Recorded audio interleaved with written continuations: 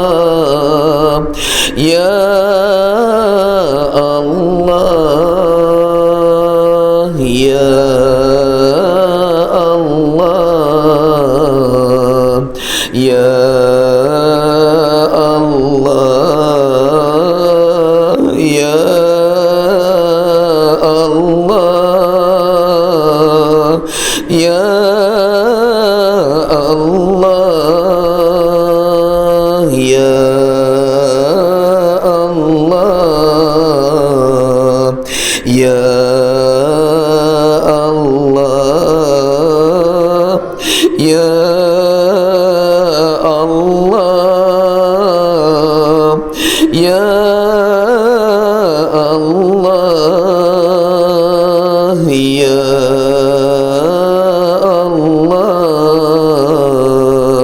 Ya Allah, Ya Allah, Ya Allah, Ya Allah,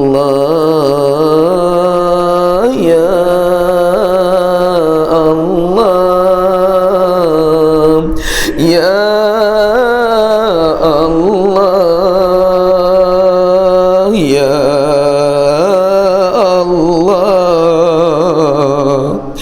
Ya Allah, Ya Allah, Ya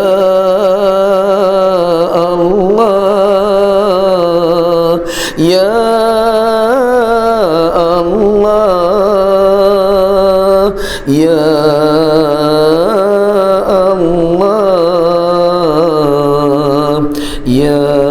Allah. Ya Allah, ya Tuhan kami, ampunkan dosa kami ya Allah. Ampunkan dosa kedua ibu bapa kami ya Allah, serta kasihani dan sayangilah mereka ya Allah, sebagaimana mereka mengasihani dan menyayangi kami semenjak kami kecil ya Allah. Dan ampunkan dosa sekalian guru-guru serta masyaikh kami, mukminin dan mukminat, muslimin dan muslimat yang hidup maupun yang telah mati dengan segala rahmat-Mu ya Allah. Ya Allah, ya Tuhan kami pernah berdosa dengan ibu dan ayah kami ketika hidup mereka ya Allah. Kami pernah meninggikan suara kepada mereka ya Allah. Kami selalu menyalah-nyalahkan mereka di saat usia tua mereka ya Allah. Kami biarkan mereka hidup dalam keadaan kesunyian. Kami hanya pulang menziarahi mereka sekali-sekala. Ampunkan kami ya Allah. Ampunkan kami ya Allah. Ampunkan kami ya Allah. Kami tidak menghargai ketika mereka ada bersama kami. Ampunkan kami ya Allah. Ya Allah, ya Tuhan kami berdosa dengan ibu dan ayah kami pada hari kematian mereka ya Allah. Sepatutnya sumbangan terakhir seorang anak kepada mayat ayah dan ibunya, tangan kamilah yang menguruskan mereka ya Allah. Tetapi kami wakilkan kepada orang lain untuk memandikan mayat mereka sehingga orang lain melihat aib di tubuh mereka itu kerana kesilapan kami ya Allah. Ya Allah, kami wakilkan kepada orang lain mengkafankan mereka ya Allah. Kami wakilkan kepada orang lain mengimamkan solat jenazah mereka ya Allah. Asbab daripada kejahilan kami, ampunkan kami ya Allah. Ya Allah, ya Tuhan kami, yang lebih malang lagi, di saat tangan kami akan menyentuh jasad mereka kali terakhir, tetapi kami wakilkan juga kepada orang lain untuk menyambut jenazah mereka dalam liang lahat itu. Ampunkan kami ya Allah. Ya Allah, ya Tuhan kami berdosa dengan amanah anak-anak dan isteri yang Engkau kirimkan kepada kami ya Allah. Sepanjang usia perkahwinan kami, tidak ada satu hari pun yang kami pernah menceritakan kebesaran-Mu kepada anak dan isteri kami ya Allah. Ya Allah, sepanjang usia perkahwinan kami tidak pernah cerita la ilaha illallah kepada anak dan isteri kami ya Allah. Ya Allah, ampunkan kami ya Allah. Dalam rumah kami ada suasana panggung wayang. Keluarga kami hanya sibuk menonton televisyen setiap hari ya Allah. Dalam rumah kami ada suasana restoran yang hanya membincangkan soal makan dan minum hari-hari ya Allah. Dalam rumah kami ada suasana hotel untuk tempat kami tidur dan salin pakaian ya Allah. Tetapi malangnya dalam rumah kami tidak ada suasana masjid ya Allah. Kami tidak pernah mengadakan halakah Al-Quran bersama keluarga kami. Ampunkan kami ya Allah. Dalam rumah kami tidak ada majlis ilmu. Ampunkan kami ya Allah. Ya Allah, jadikan kami ketua keluarga yang mampu menyelamatkan diri kami dan keluarga kami dari api neraka-Mu ya Allah. Ya Allah, jadikanlah kami ketua keluarga yang mampu menyelamatkan diri kami dan keluarga kami dari api neraka-Mu, Ya Allah. Ya Allah, jadikanlah anak-anak kami anak-anak yang soleh dan solehah. Ya Allah, jadikanlah kami ibu bapa yang soleh dan solehah. Ya Allah, umat ini jauh dari agama, umat ini jauh dari rumah-Mu ini asbab daripada kesalahan dakwah kami, Ya Allah. Kami yang tidak pandai berdakwah, Ya Allah. Kami hanya pandai mencari kesalahan orang lain, Ya Allah. Bercakap tentang keburukan orang lain, Ya Allah. Ampunkan kami, Ya Allah. Ya Allah, ya Tuhan kami, hati kami sangat kotor dengan dendam, kesumat, hasad, dengki dan benci membenci, Ya Allah. Maka bersihkanlah hati kami, Ya Allah. Bersihkanlah hati keluarga kami, Ya Allah. Bersihkanlah hati masyarakat kami, Ya Allah. Bersihkanlah hati pemimpin-pemimpin kami, Ya Allah. Sebagaimana Engkau bersihkan hati kekasih-Mu Sayyiduna Rasulullah sallallahu alaihi wasallam. Ya Allah, ya Tuhan kami,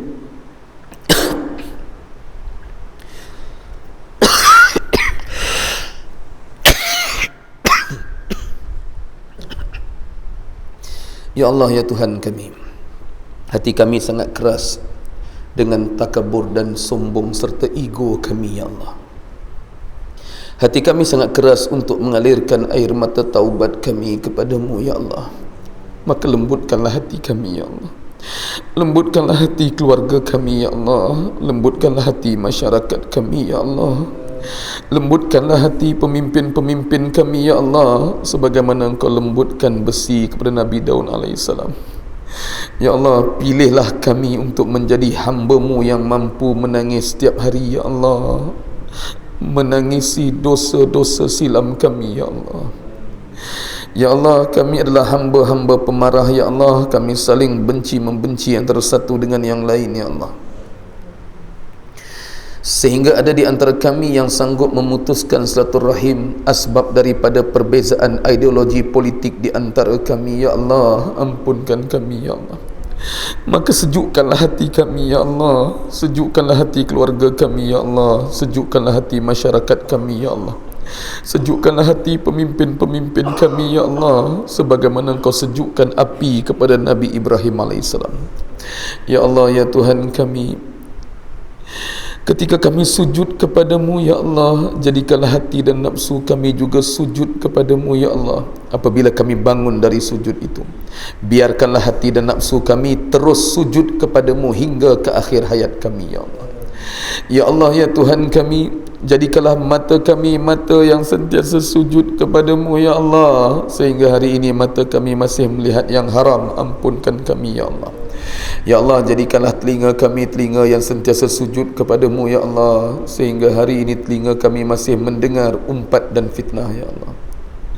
Ya Allah, jadikanlah mulut kami mulut yang sentiasa sujud kepadamu, Ya Allah, sehingga hari ini mulut kami masih bercakap tentang keburukan dan keaiban orang lain, Ya Allah. Ya Allah, ya Tuhan kami, jadikanlah kaki dan tangan kami kaki dan tangan yang sentiasa sujud kepadamu, Ya Allah. Kaki dan tangan kami pernah menyakiti orang lain dalam bentuk perbuatan ataupun tulisan-tulisan kami di media sosial. Ampunkan kami, Ya Allah. Ya Allah, ya Tuhan kami, jadikanlah kemaluan kami kemaluan yang sentiasa sujud kepadamu, Ya Allah. Kemaluan kami pernah bermaksiat kepadamu, Ya Allah. Ampunkan kami, Ya Allah.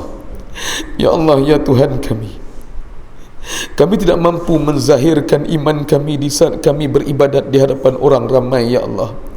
Tapi iman kami hanya terzahir di saat kami duduk seorang diri. Pada ketika itu tidak siapa pun yang mengetahui maksiat apa yang sedang kami lakukan. Ampunkan kami, Ya Allah. Ampunkan kami, Ya Allah. Ampunkan kami, Ya Allah.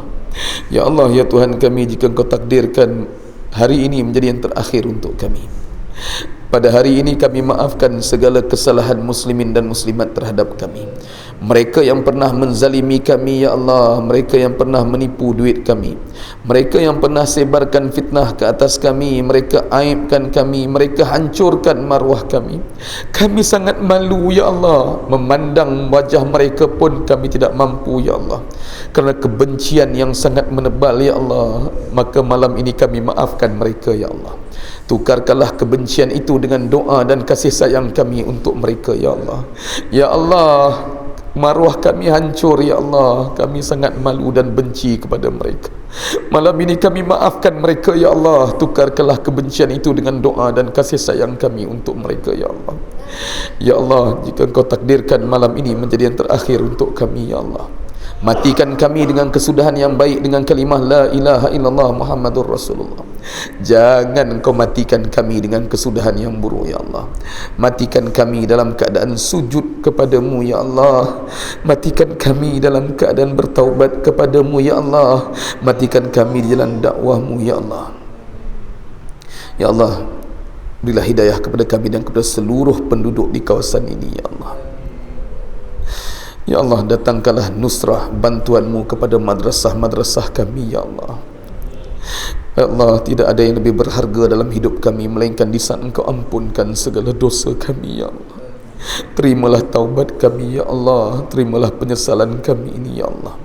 Air mata kami menjadi saksi pada hari kiamat nanti ya Allah. Ampunkan kami ya Allah.